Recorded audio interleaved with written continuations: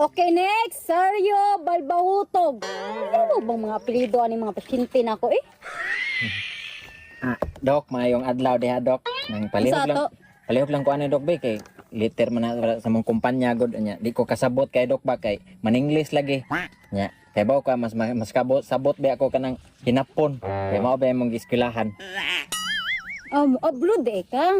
Oo, pohon Dok, o kaloyan. Nya, kay di ta mo tuwa nang piliin mong Pilipinas, Dok, kay daghang nag-apam god. Nya, daghan sa nang abroad ba. Sige na. Kanang magsugod na ko ha. Sugdan na nako. Dok, kanang tinuod na, Dok, nga kanang kung mo abroad ka, Dok ba. Kanang patuwaron ka, Dok, unya tos lokon imong kibot. Oh, tinuod yun na kay itis mang kaog na ba kay kigwa. Nya ka nang magkuha sa migamay sa mong ita, Dok. Dalhon ninyo. Tinuod sana. Oh, tinuod na, sir. Ya, kasa nang timbangon among itlog, Dok. Tinuod na. Oh, kana tinuod jud kay na.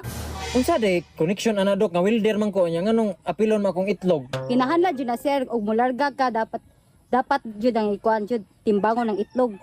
Hello. Kuyo no. Ano din na, Dok? Dili na may bawaan, Dok, kung inlove ako. Inlove pa ba ko sa kong asawa, Dok? Ambot man, sir.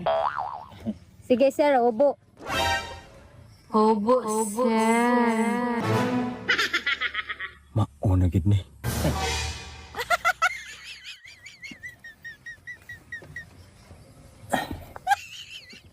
Dok, mo tuwad na ko, Dok. Gahubo man ka. Purti pang lagumang kibot. Ngano de, Dok? Dili de pwede ka abroad kung lagom og kibot. Makaabulod man. Sa man gahi pa jud. Gwapa man Gahubo doktor. man ka, sir. Di ingon man ka hubo, Dok. Ingon ko obo. Ingon ko obo. Ayaw natabuna ba? Ha? Ayaw natabuna.